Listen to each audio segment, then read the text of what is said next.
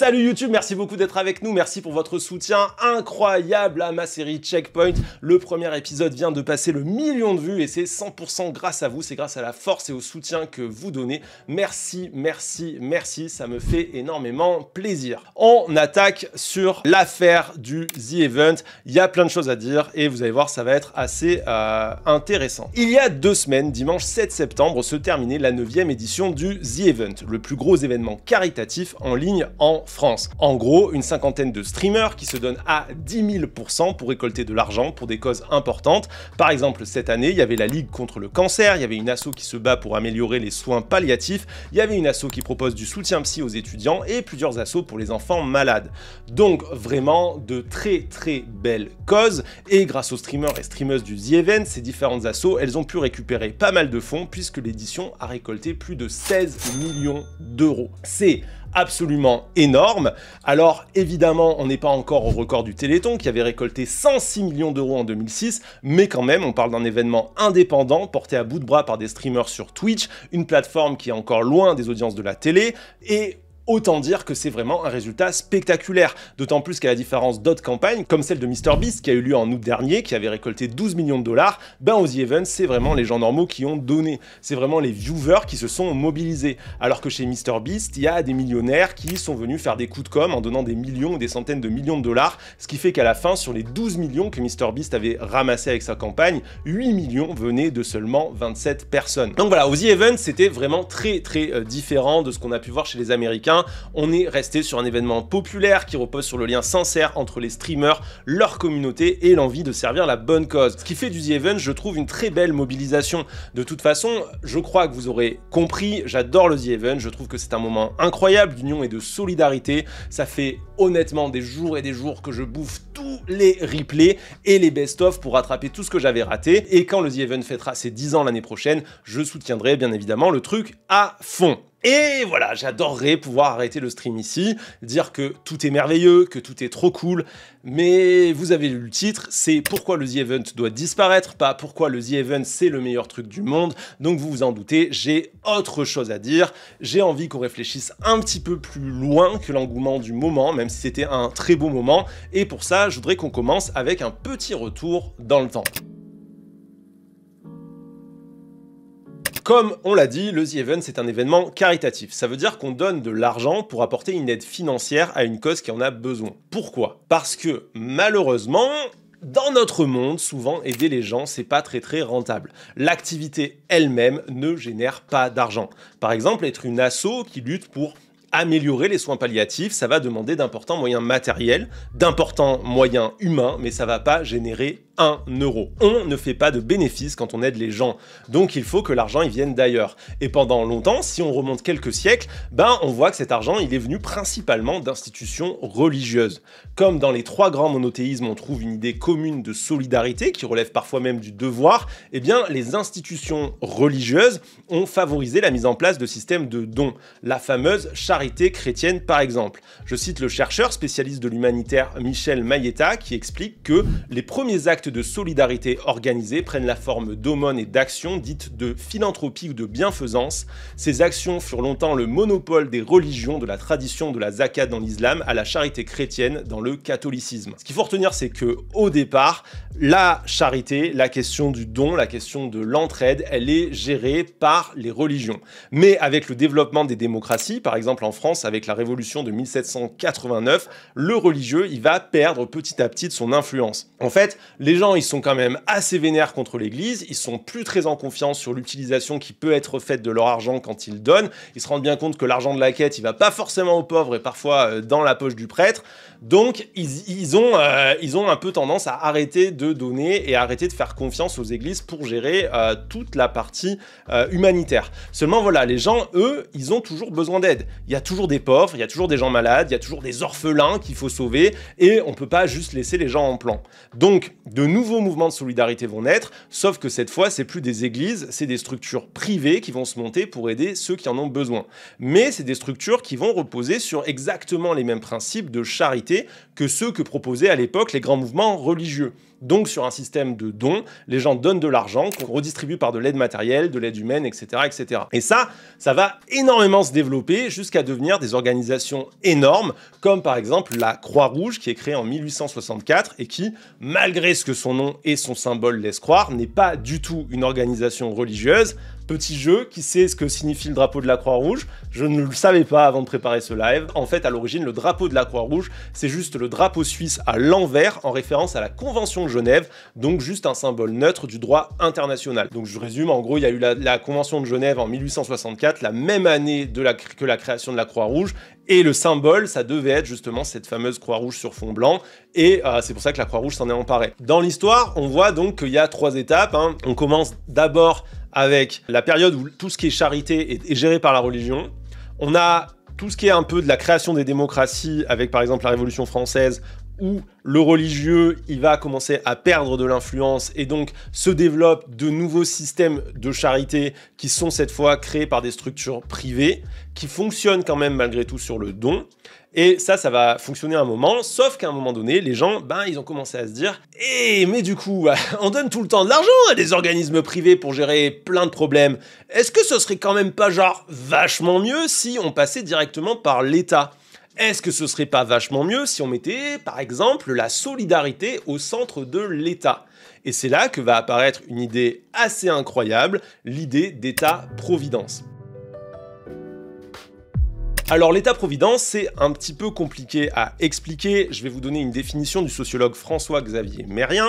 On ne s'inquiète pas, on ne panique pas si on ne comprend rien, c'est tout à fait normal. François-Xavier Mérien, c'est un chercheur, il écrit comme un chercheur, donc il est aussi précis qu'absolument imbitable. Donc, je vais vous lire le truc et je vais vous expliquer après ce que ça veut dire. On va décomposer, vous allez voir, ça va faire rapidement sens. Selon François-Xavier Mérien, l'État-providence, ça désigne, je cite, « l'une des nouvelles fonctions de l'État moderne, s'occuper du bien-être social des citoyens et non plus seulement de la police, de battre monnaie, de gérer ses relations internationales ou de faire la guerre. » En second lieu, la notion d'État-providence suggère la rationalisation et l'objectivation du droit au secours que constitue le passage d'une solidarité subjective, en mon âme et conscience, à une solidarité objective fondée sur les droits des citoyens et ou des travailleurs. Donc, ce qu'il faut comprendre, c'est que d'abord, ce qu'il nous dit, c'est que l'idée d'État-providence, c'est tout simplement une manière complètement nouvelle de penser l'État.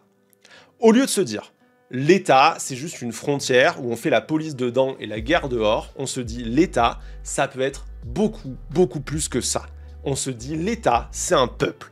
Ce peuple, il a des besoins. Et l'institution étatique, elle doit intervenir dans la vie du peuple et s'occuper de son bien-être. Par exemple, si dans mon état il y a des gens malades, on n'attend plus qu'il y ait un prêtre et 3 bonnes sœurs qui ouvrent un dispensaire. On construit un hôpital, en fait on construit des hôpitaux partout et tout le monde a le droit d'aller se faire soigner. Ce qui amène le deuxième grand changement, justement, le droit. Dans l'État-providence, la protection sociale, c'est un droit. Avant, quand c'était géré par des groupes privés, qu'ils soient religieux ou pas, par exemple, si tu étais malade, le fait qu'on te soigne au dispensaire, ça dépendait entièrement de la charité, donc du bon vouloir à la fois de l'association qui s'occupe de toi et des donateurs qui permettent au système de fonctionner. Donc en fait, c'est à une autre échelle exactement la même chose que si tu fais la manche dans la rue. Oui, des fois, quelqu'un qui passe, il va te lâcher une pièce, mais c'est vraiment à son bon vouloir. Si personne te donne rien, t'as droit à rien et tu peux crever la bouche ouverte. Donc, dans l'État-providence, on va complètement changer la logique. C'est plus du tout comme ça que ça marche. La protection de chacun, elle est garantie par l'institution elle-même. Je cite les sociologues Jamie Furniss et Daniel Meyer qui disent « La réponse humanitaire est censée découler d'une logique morale et éthique qui vise à pallier la souffrance, alors que la logique des droits rend à une personne ce dont elle a été injustement privée. Dans l'État-providence, ce qui est protégé, c'est plus un individu sur la base de la bonne volonté hasardeuse d'un tel ou un tel. Ce sont des droits qui sont garantis par le biais de lois universelles, donc garantis à tout le monde. À partir du moment où vous entrez dans une catégorie de protection, par exemple la catégorie malade, la catégorie sans emploi, etc., vous avez le droit de demander des prestations sociales. C'est plus de la charité, ça ne dépend plus de la compassion d'un inconnu, c'est de la solidarité nationale. Dans la logique de l'État-providence, ce qui est protégé, c'est plus un individu sur la base de la bonne volonté hasardeuse d'un tel ou un tel, ce sont donc des droits. Et ça va changer profondément le rapport à l'aide. Dans le modèle humanitaire privé qu'on avait jusque-là, il y avait toujours par défaut une très violente asymétrie entre l'aidant, la personne qui donne l'argent, et l'aidé, la personne qui reçoit l'aide. Tout le pouvoir, en fait, dans ce système-là, il est toujours du côté de l'aidant. Donc la personne dans l'association qui va, par exemple, distribuer de la nourriture, du soin, etc. Mais surtout la personne qui a le pouvoir de décider qui elle aide ou pas. En fait, l'humanitaire, il a par défaut un pouvoir complètement arbitraire, parfois un pouvoir de vie ou de mort sur les gens. Et en face, ceux qui veulent être aidés, à la fin, ils doivent se plier à un jeu un peu étrange et malsain où ils doivent susciter la pitié de celui qui donne en mettant en scène leur souffrance. Ça suffit pas juste qu'ils souffrent, il faut que cette souffrance, elle se voit et de manière très spectaculaire pour que le donateur se sente l'obligation d'aider.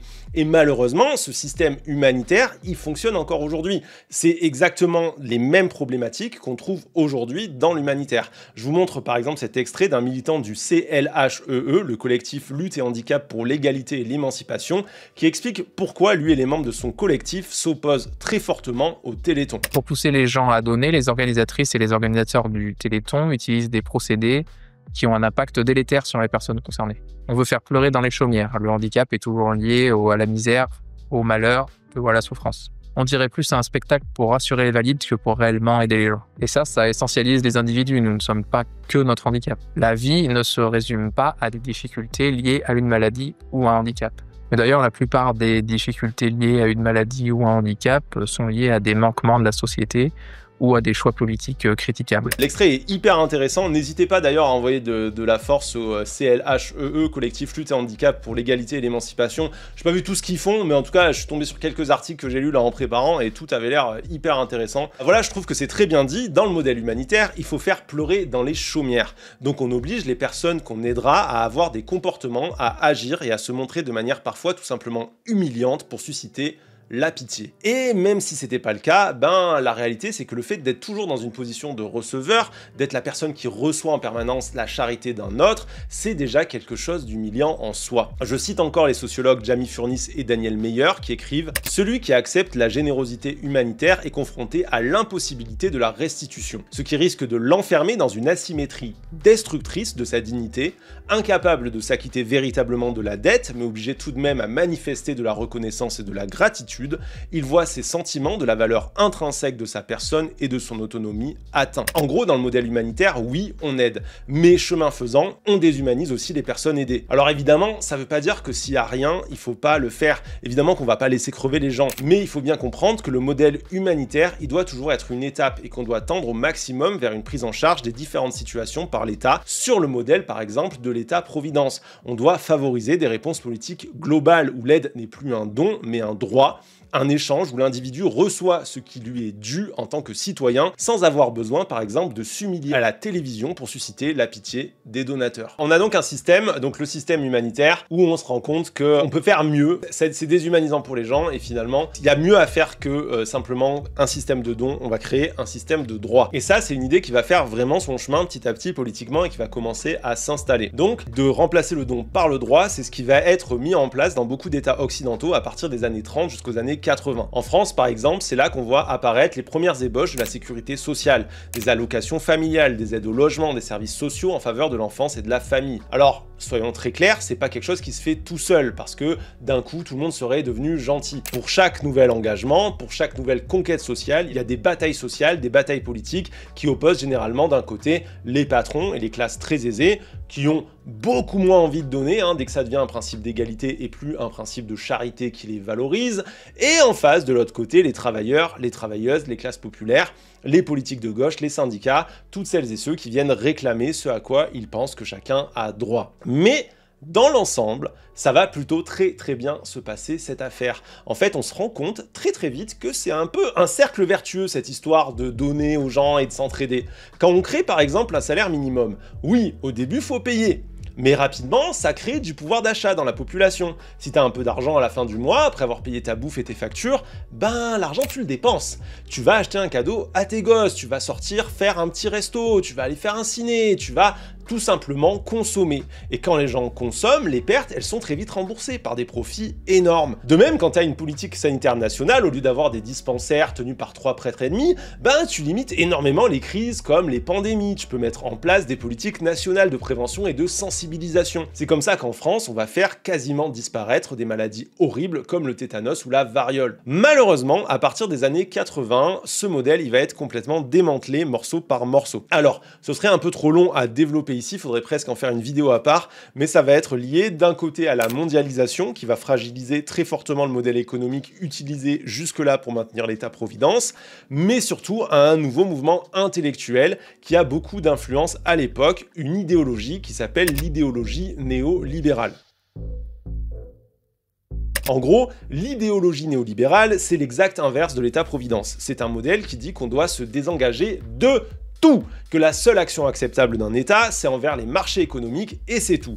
Parce que, selon les néolibéraux, si on laisse le champ libre au marché économique, ça va soi-disant créer des systèmes de concurrence qui vont naturellement aider les plus démunis sans besoin d'aide de l'État. Pour un néolibéral, si l'État ne crée par exemple plus d'hôpitaux, il y aura un groupe privé qui va le faire, qui va se mettre en concurrence avec un autre groupe privé qui va y voir un marché économique. La concurrence, elle va faire que ça va s'autoréguler pour que les gens aient les prix les plus justes. Ça, c'est l'idée sur le papier. Spoiler, dans la vie, ça se passe pas du tout comme ça. Les types, ils s'appellent entre eux, ils disent « Hey, ce serait pas mal si on leur faisait payer 300 balles pour une otite. 300 balles? Allez, c'est 300 balles !» Et ça fait que ça devient totalement ingérable et ça crée des marchés totalement dérégulés, par exemple sur le soin, comme on peut voir aux États-Unis. Dans les années 80, il commence à y avoir des petits problèmes de fonctionnement de l'État-providence. Ça faisait quand même un sacré moment que ça marchait, et ça marchait plutôt très bien. Ça marchait même pas mal du tout. Mais il va y avoir, en fait, un moment où il va y avoir des petites crises et il y a cette idéologie politique qui s'impose. Le néolibéralisme, c'est une idéologie politique et qui vient dire « Ah mais regardez, ça marche plus, on savait que ça allait plus marcher », c'est évidemment porté par les bourgeois, c'est évidemment soutenu par les riches, et très très vite on embraye le pas. Et donc pour les néolibéraux, évidemment qu'il faut certainement pas aider les pauvres. C'est même un principe central de leur politique. Par exemple, les représentants du néolibéralisme, ils vont faire énormément de pression politique pour pousser les États à privatiser leur système de santé, leur système scolaire, leur système de retraite, et à laisser ça entre les mains de groupes privés. Bon, le résultat final, quand tu privatises tout, c'est que ça donne grosso modo les USA, un pays où tu payes une assurance hors de prix qui ne couvre rien quand t'en as besoin, où les hôpitaux te laissent crever la bouche ouverte si t'as pas la bonne assurance, et même quand t'as la bonne assurance, t'es pas sûr de te faire soigner, où le nombre de sans-abri est devenu juste gigantesque, où il faut s'endetter à vie pour faire ne serait-ce qu'une licence, et où 32 millions d'adultes ne savent pas lire. C'est quand même pas un bilan fabuleux. Le néolibéralisme, c'est un cauchemar. Ça finit par donner vraiment, voilà, littéralement les États-Unis, les USA, pays de l'enfer.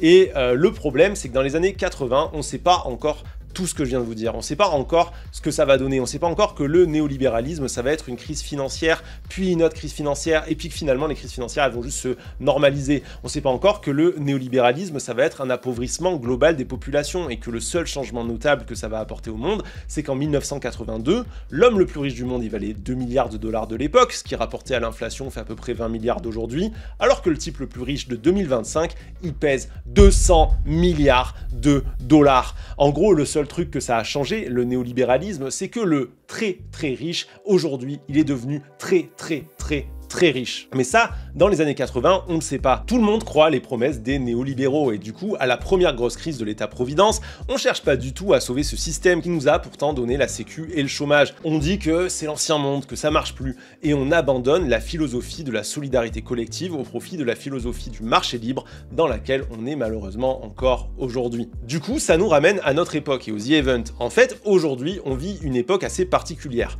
On sort de 45 ans de ce fameux néolibéralisme, et ça a eu des conséquences très concrètes. Par exemple, selon l'INSEE, en 2023, le taux de pauvreté en France était à son stade le plus haut jamais mesuré depuis 30 ans. La même année, les Restos du Cœur faisaient savoir qu'ils étaient au bord de la faillite en raison d'une explosion du nombre de demandes. Et alors que la France avait encore le plus bas taux de mortalité infantile d'Europe en 1990, elle est désormais classée 23e sur 27 en Europe, avec une hausse significative sur les dernières années. Donc on vit une période où l'État est défaillant. Le néolibéralisme a non seulement appauvri tout le monde, mais il a aussi détruit les structures de protection en les privatisant ou en baissant leur budget. Et encore aujourd'hui, malgré la situation très problématique, les représentants du néolibéralisme, par exemple la Macronie ou la droite, ils refusent catégoriquement d'aider les gens. Non, pour les néolibéraux comme Macron, ça c'est inacceptable, c'est pas néolibéral. Le seul endroit où ils acceptent de mettre de l'argent, c'est en cadeau, sans aucune contrepartie aux grandes entreprises. Je cite un rapport de l'ONG Attac et de l'Observatoire de la justice fiscale de 2025. En tout, depuis l'élection d'Emmanuel Macron en 2017, les baisses d'impôts et de prélèvements représentent au moins 308 milliards d'euros de manque à gagner pour les finances publiques. Les cadeaux fiscaux aux plus riches et aux grandes entreprises comptent pour près de 207 milliards d'euros, soit près d'un quart de l'augmentation de la dette sur cette période. Ce qu'on se rend compte, c'est que les néolibéraux, tout ce qu'ils font, c'est de donner de la tunasse aux riches. Donc il y a des choix politiques qui sont faits. On met pas l'argent dans le social aujourd'hui, on abandonne les gens et on creuse la dette, mais pas pour aider ou pas pour les services publics comme on le prétend, non, on creuse la dette en cadeau à des milliardaires. Face à ça, il y a une urgence, un besoin qui doit être comblé et c'est pour ça qu'on assiste à un retour en force de l'humanitaire. C'est pour ça qu'on a besoin du The Event et que des streamers donnent tout ce qu'ils ont pour des associations. Et heureusement que c'est là, parce que si on devait compter sur nos dirigeants actuels, la recherche contre le cancer, les enfants malades, l'amélioration des soins palliatifs, les aidants et le soutien psy aux étudiants, tout ça, c'était poubelle. Mais avec le retour du modèle humanitaire, vient aussi inévitablement le retour des problèmes déjà soulevés précédemment. On n'est plus dans le droit universel accessible à tous, on est revenu à la charité d'une certaine manière. Alors évidemment, je trouve que le The Event fait hyper attention à pas verser dans le misérabilisme et à préserver au max la dignité des personnes aidées. Mais ça n'empêche pas le fait qu'on reste sur un système qui met forcément certaines personnes dans une position de demandeurs. Des demandeurs qui sont toujours soumis à la bonne volonté des autres et qui ne sont plus des citoyens qui demandent des droits. Pareil, on sait que les campagnes caritatives vont plus facilement aider certaines causes que d'autres. Par exemple, à dégâts humains équivalents, on sait que les catastrophes naturelles mobilisent plus que les autres causes. On s'identifie beaucoup plus facilement à des drames ponctuels comme des tsunamis ou des tremblements de terre, donc des violences qui pourraient aussi nous arriver, mais surtout qui viennent de la nature sans responsable humain, qu'on ne s'identifie à des crises géopolitiques complexes qui durent depuis des années à l'autre bout du monde. En fait, plus une cause est simple, facilement compréhensible et impactante émotionnellement, plus on va donner. Je cite l'anthropologue Alice Corbet qui explique qu'il n'y a pas de rapport équitable avec les victimes. Si le spectateur donateur a l'impression que la victime est déjà perdue, il considère, lassé de cette situation de victime immuable, que son don n'est pas utile. Il vaut mieux donner pour être efficace.